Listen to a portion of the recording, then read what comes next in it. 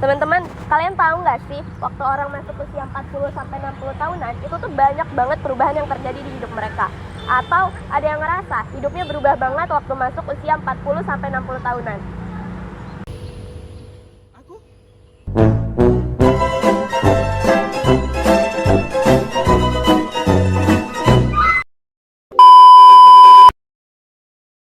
Nah, itu yang dinamakan dewasa madya.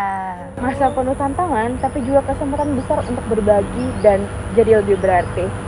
Yuk kita bahas gimana kehidupan sosial di fase ini. Dewasa madya adalah masa berbagi peran. Anak-anak mulai dewasa, orang tua mulai menua, dan pekerjaan makin bertambah.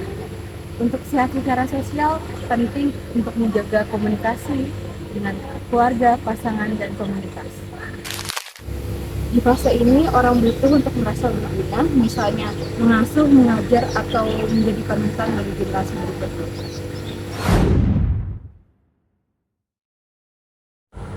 Perubahan yang paling disoroti di usia ini, yang pertama adalah anak sudah mulai beranjak dewasa dan ingin keluar dari rumah.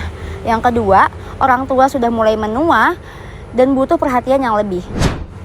Dalam hubungan pernikahan, pasangan sudah mulai mengalami kejenuhan, timbulnya konflik, atau justru hubungannya semakin lebih dekat. Dalam kehidupan karir, biasanya mereka cenderung lebih stabil dengan bertambahnya tanggung jawab yang lebih besar.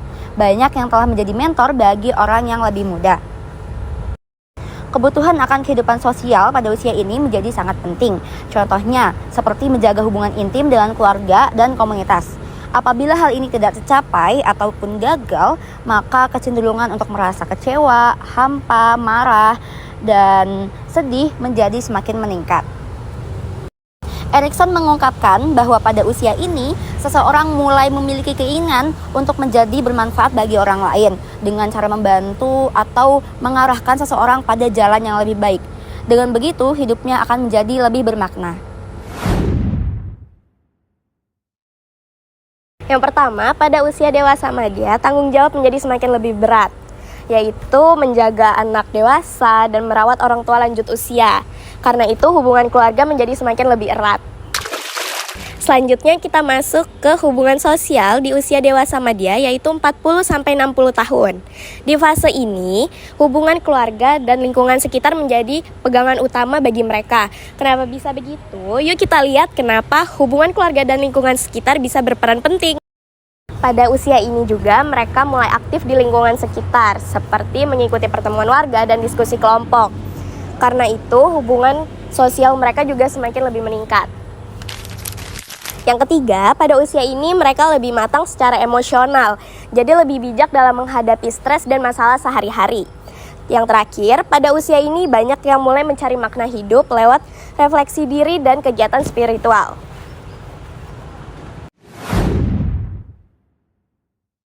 Sikap dewasa madya dalam hubungan sosial, dewasa madya akan lebih menjadi selektif, yang artinya dewasa madya akan memilih teman dan lingkungan yang positif.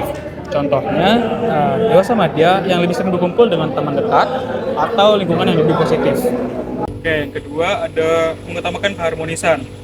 Dewasa madya akan lebih sabar dan memilih kompromi ketika menghadapi suatu konflik. Selanjutnya ada bijaksana dan menjadi panutan.